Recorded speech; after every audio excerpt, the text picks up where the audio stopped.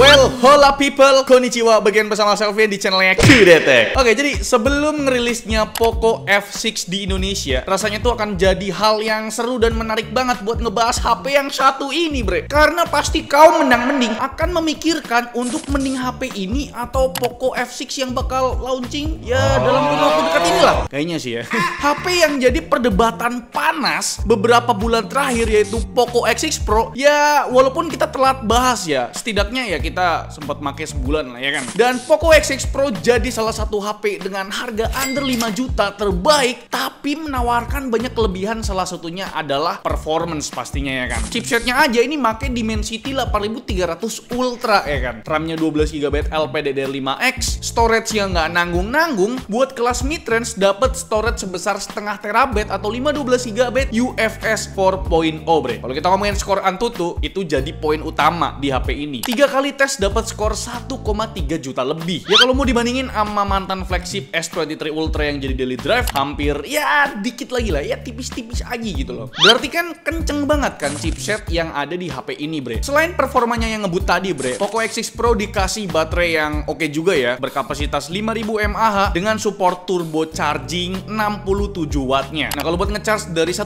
ke 50% cuma butuh waktu 26 menit, dan dari 1% sampai 100% full butuh waktu 62 menit. Kalau buat ketahanan baterainya pas kita tes pakai World 3.0 battery life dapat 12 jam 35 menit. Ini terbilang ya standar lah ya. Karena kalau kita bandingkan sama beberapa HP lain, baterai Poco X6 Pro ini bukan yang awet banget tapi bukan yang boros banget lah. Kalau dipakai seharian dari pagi sampai sore ya masih bisa. Ya nyisa-nyisa 25%-an lah bre. Dan soal layarnya gimana? Layar untuk kelas HP mid-range ini udah lebih dari cukup menurutku pribadi. Ukurannya 6,67 inci, pakai panel AMOLED 120Hz refresh rate, itu udah cukup banget ya buat keperluan kayak entertainment, nonton film di Netflix atau YouTube, ataupun scrolling sosmed gitu loh. Buat gaming juga ya sangat cukup lah layar yang ada di HP ini bre. Tapi memang peak brightness-nya itu cuma di 1800 nits, dan pas kita coba di outdoor trik matahari sih ya masih kelihatan dikit sih ya. Tapi kayaknya udah berasa gelap lah. 1800 nits di sini berasa pas-pasan banget sih bre. Padahal brightness-nya udah kita fullin gitu. Dan layarnya ini udah diproteksi Corning Gorilla Glass 5, dan karena ini kelas HP mid-range, walaupun performanya buas dan panelnya udah AMOLED, rasanya ya bukan yang spesial banget sih panelnya. Karena daily drive pakai S23 Ultra yang pakai panel AMOLED juga, layar AMOLED di Poco X6 Pro ini kelihatan warnanya kurang keluar gitu. Jadi panel AMOLED di HP mid-range dan flagship pasti ada perbedaan pas kita pakai bre. Cuma kalau memang kalian mentingin performance kenceng, panel di HP ini udah lebih dari cukup untuk kalian pakai. Bener dah, cuma minor aja kok. Dan soal desainnya gimana? Aku pribadi ngerasa desainnya tuh ya biasa aja gitu. Mungkin karena unit yang ku pakai ini warna hitam gini ya, bukan yang warna khasnya Poco gitu, yang warna oranye apa kuning dah mau nyebutnya gitu kan. Jadi kesannya ya biasa aja bre. Mana bagian belakang fingerprint magnet banget lagi kalau nggak dipakein case. Desain bagian belakang nih ya not bad lah. Konfigurasi 4 bulutan kamera dan bump yang lumayan tebel bikin HP ini punya kesan yang sedikit agresif. Di bagian bawah ada speaker, port Type-C, mikrofon, sama slot SIM card yang nggak support micro SD. Tapi udah 512GB cukup lah ya, asal nggak 256GB aja.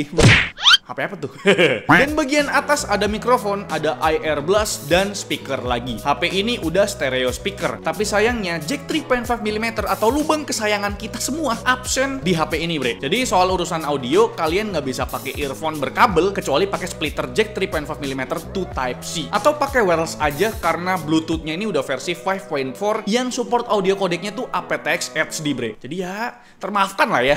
Soal kualitas speakernya sendiri gimana nih? Ya mirip kayak mid-range lain, lower frekuensi tuh kurang nendang, mid-nya juga ya lumayan lah, dan treble-nya ini sedikit lebih dominan atau lebih di boosting lah. Dan beberapa kali nyoba HP-nya Poco, kalau volume levelnya tuh di atas 80%, HP-nya ini berasa bergetar gitu ya, kayak dipakai volume level tinggi tuh kayak nggak nyaman gitu loh di tangan gitu kalau nggak pakai case. Ya mungkin kalian pakein case aja sih ya. Dan kita ngomongin fitur lain yang sering kepake, ada fitur NFC pastinya. Ini wajib banget ada ya buat keperluan isi saldo e-tol dan lain sebagainya. Terus ada fitur keamanan pertama yaitu fingerprint yang ada di layar bre, ya kan. In-display fingerprint di HP ini cukup responsif kalau tangan lagi kering. Tapi kalau lagi basah nih ya kan, tanganmu ini sering basah ya kan. Ya kadang kebaca, kadang lelet bacanya gitu. Dan keamanan lainnya ada sertifikasi IP54 yang diklaim tahan debu dan cipratan air. Kasus ini bisa dipakai kalau kena air hujan gitu ya, atau gerimis gitu kan. Tapi kalau kalian bawa nyelam nih HP, yang ada rusak gitu kan. Jadi ya perlu digarisbawahi, ini tuh cipratan air ya, bukan ditenggelamin gitu. Dan selanjutnya mungkin kita bakal bahas performa gaming dari Poco X6 Pro ya. Kemarin tuh aku ada tes di outdoor juga, kebetulan ya lagi nunggu mobil di bengkel lama banget, jadi oke lah, aku akan tes HP ini main game di outdoor. Karena selama ini gaming test kita tuh ada di indoor gitu, dan banyak yang bilang, "Bang, kok adem sih gitu? Abang ngetesnya di AC ya?" Karena memang selama ini kita ngetes PC, ngetes laptop, ngetes HP ya di studio kita yang pakai AC gitu. Dan ini pastinya akan ngejawab pertanyaan kalian soal isu HP ini yang panas atau overheat kalau dipakai buat gaming, bre. Tapi sebenarnya sih ya terjawabnya karena mungkin kalian mainnya di bawah terik matahari di outdoor gitu, bukan di indoor. Jadi wajar aja kalau HP-nya panas. Tapi wajar juga sih karena memang chipset yang dipakai ini adalah chipset yang kenceng, itu Dimensity 8300 Ultra. Tapi oke lah, kita akan lihat nih ya untuk gaming di indoor dan outdoornya, kira-kira berasa banget nggak sih perbedaan panasnya. Game pertama yang kita tes di outdoor ada COD Warzone. Pakai settingan grafik high, main 30 menit di outdoor tanpa AC. Suhu Poco X6 Pro 5G sekitar 44-46 derajat Celcius, bre. Panasnya tuh menyeluruh di area layar dari atas sampai bawah tuh. Kalau di bagian backdoor panasnya di area tengah dan atas aja. Di bagian bawah tuh ya nggak terlalu lah. Udah berasa risih sih ya di tangan pas kita main. Kalau main di indoor selama 30 menit pakai AC, suhunya tuh pastinya lebih adem ya kan, sekitar 39-41 derajat Celcius. Tapi di area backdoornya lagi-lagi cuma bagian tengah dan atas. Di bagian tengah pun sekitar 37 derajat Celcius, bre. Jadi perbedaannya tuh bisa 5-7 derajat Celcius lebih panas kalau kalian main di outdoor ya, bre. Kalau pakai AC jelas lebih adem lah. Buat rata-rata itu dapat 47 fps dengan minimum di 29 fps. Itu pun nggak stabil ya. Naik turun FPS-nya tuh berasa. Dan data ini tuh kita ambil pas main di indoor aja, bre. Kalau di outdoor udah pasti FPS-nya lebih rendah. Dan untuk baterainya main 30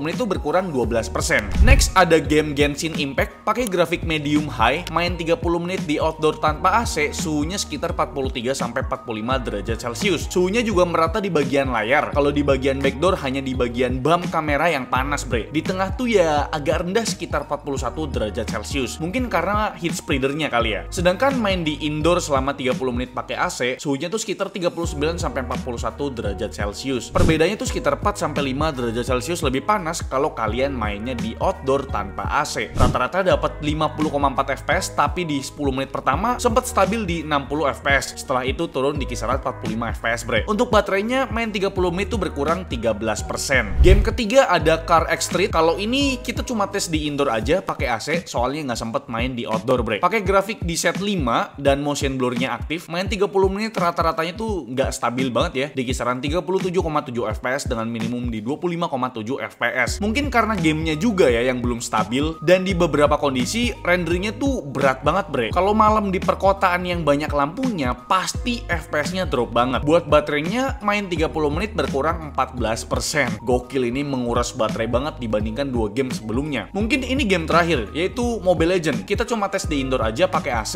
nggak sempet tes di outdoor. Kalau Mobile Legends kita main 1 jam pakai grafik ultra dan frame rate-nya ultra juga. Kalian bisa lihat di grafik ini kadang nyentuh 120 fps, kadang drop ke 90 fps. Bisa dibilang sih nggak stabil anteng di 120 fps, bre. Ya tergantung suhu juga sih ya. Mungkin kalau main di outdoor cuma dapat 90 fps aja tuh. Karena main di indoor aja pakai AC performanya nggak anteng di 120 fps, bre. Kalau dilihat dari suhu sih normal-normal aja, sekitar 40-42 derajat Celcius. Sama kayak game lain yang kita tes di indoor pakai AC juga. Atau perlu kipas tambahan ya biar bisa stabil di 120 fps. Coba dah tulis pendapat kalian di kolom komentar. Dan buat baterainya main 1 jam berkurang 27%, bre. Nah, sekarang kita ngebahas kameranya. Mungkin kalian harus turunkan ekspektasinya ya untuk hasil atau kualitas dari ya kameranya si Poco X6 Pro ini. Karena memang HP ini didesain untuk high performance gitu loh, untuk gaming lah bisa dibilang. Ya kalau dilihat pakai konfigurasi 3 lensa. Lensa utamanya itu beresolusi 64 megapiksel f1.7 yang udah ada OIS-nya. Lensa kedua ada ultra wide tapi masih sama kayak HP mid-range lainnya di 8 megapiksel f2.2 tanpa adanya OIS. Dan lensa terakhir adalah lensa makro 2 megapiksel yang pastinya jarang sekali akan digunakan gitu ya, bre. Tapi untuk perekaman videonya, bre, aku ngerasa Poco X6 Pro ini masih terbiasa dibilang oke lah ya kan. Karena pas kita coba ternyata sistem stabilisasinya tuh ya oke banget lah. Nggak goyang-goyang kayak gempa bumi gitu bro. Resolusi tertinggi yang bisa digunakan adalah 4K 30 fps dan kita bisa aktifin HDR-nya juga. Bisa juga di Full HD 60 fps tapi nggak bisa aktifin HDR. Kalau kalian mau ngaktifin HDR mesti diturunin ke Full HD 30 fps dan kalau mau lebih stabil lagi kalian bisa aktifin steady video tapi cuma bisa di Full HD 30 fps bre. Dan itu pun harus pilih salah satu. Mau Full HD 30 fps HDR-nya aktif atau Full HD 30 fps steady videonya aktif. Gak bisa dipakai dua-duanya bre. Buat hasil fotonya jujur biasa aja sih ya. Tapi untuk lensa utamanya masih bisa lah diandelin. Detailnya masih dapet, warnanya nggak pucet, kelihatan pas, tapi jepretnya kadang miss di beberapa kondisi bre. Buat foto malam hari masih oke, tapi sedikit berasa nih noise-nya. Buat lensa ultrawide-nya lagi-lagi masih kurang diperhatikan ya. Warnanya berasa beda sama lensa utamanya. Detailnya turun dan warnanya sedikit pucet. Sedangkan buat lensa selfie-nya nggak ada komplain, hasilnya cukup baik dengan detail yang lumayan oke bre. Dan ini dia bre, untuk kualitas perekaman menggunakan kamera belakang di resolusi tertingginya yaitu 4K 30 fps, HDR-nya on dalam kondisi indoor yang cahayanya sangat cukup.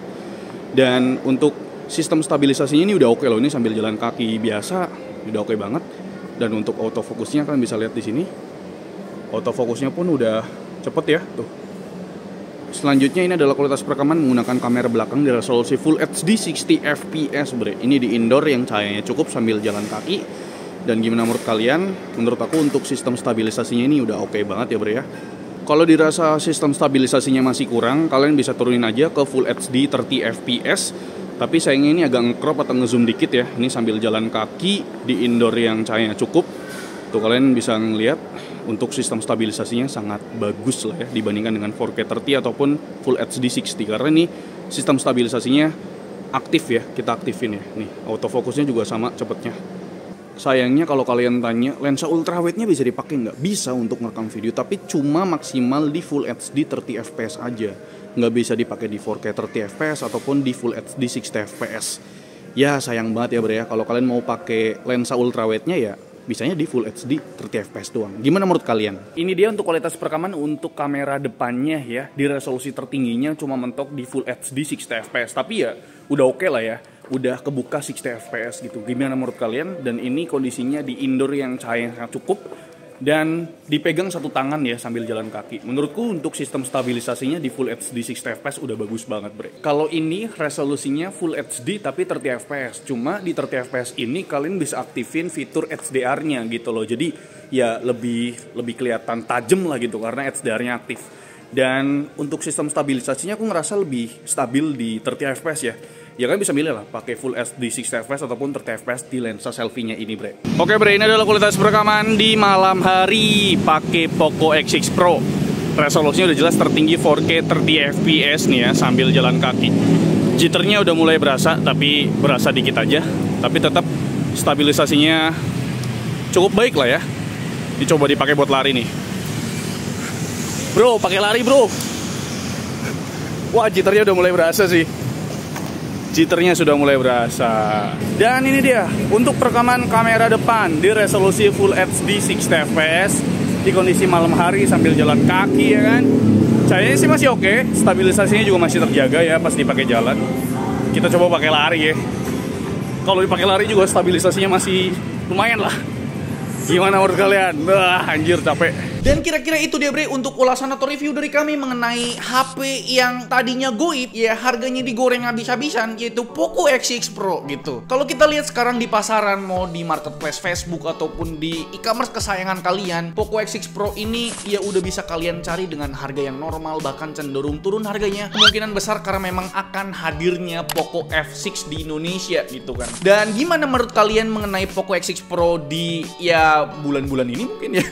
Coba tulis di kolom komentar. Tapi kita ngomongin kesimpulannya dulu dah. Poco X6 Pro dibanderol itu sekitar under 5 juta atau sekitar 4,5 sampai 4,7 juta tergantung warna dan varian yang kalian pilih kan. Menurutku HP ini cocok banget buat kalian yang emang mentingin buat performance gaming gitu kan. Tapi ya kalau misalkan kalian masih memikirkan isu-isu ya kayak bang matot nggak nih bang gitu kan. Menurutku ya varian yang sekarang ya kayak X6 series dan F5 itu jarang ada kasus yang matot. Jadi mungkin orang-orang yang bilang kayak gitu mungkin belum nyoba atau takut aja mau beli gitu ya. Tapi ya itu tergantung dari kalian pribadi lah, bro. Terus ada isu lain mengenai iklan judul gitu ya kan. Aku pribadi sih nggak dapet iklan-iklan judul, mungkin karena memang aku nggak pernah judul juga. Tapi mungkin buat teman-teman yang pernah dapat iklan judul, coba tulis di kolom komentar. Tapi tetap ya, aku dapat iklan di aplikasi-aplikasi bawaan dari Poco X6 Pro ini. Bener-bener iklannya tuh ngeganggu banget, Pak. Ya wajar lah ya, HP ini murah, tapi kalian bayar iklan gitu kan. Kalian harus menonton iklan-iklan yang ada di aplikasi bawaan HP ini. Tapi dulu dari itu, untuk perekaman videonya aku pribadi suka. Sistem stabilisasi di perekaman videonya oke. Untuk performance gamingnya juga mantep banget ya kan, karena Dimensity 8300 Ultra itu oke lah ya kan. Ya minor-minor lainnya pasti ada, kayak misalkan lubang jack 3.5mm, tidak adanya slot untuk micro SD kalau misalkan kita mau tambah storage gitu kan. Kayaknya itu aja sih yang minor ya kan. Menurut kalian apa kekurangan dari Poco X6 Pro di luar dari yang tadi kita sebutkan? Coba tulis di kolom komentar, bre. Jadi kalau misalkan kalian mau beli HP ini, linknya kita taruh di deskripsi video ini. Jadi HP ini tuh dibeli di distributor ponsel yang kalian bisa cari di Shopee, Tokopedia ataupun TikTok. Karena memang distributor ponsel itu ngejual berbagai jenis atau berbagai macam Android ya kan. Dan mungkin kalau kalian cari yang produk Apple atau cari yang iPhone, kalian bisa mampir atau cek di studio ponsel karena banyak banget jualan-jualan produk-produknya Apple, bre. Jadi itu dia review dari kami mengenai HP ini. Gimana menurut kalian? Coba tulis di komentar. Like video ini kalau kalian suka, dislike kalau kalian jelek, dan jangan lupa untuk tekan tombol subscribe yang warna merah kalau misalkan kalian belum subscribe channel ini, bre. Selvian selaku host di channel mengucapkan terima kasih. Sampai jumpa di video selanjutnya. Bye bye.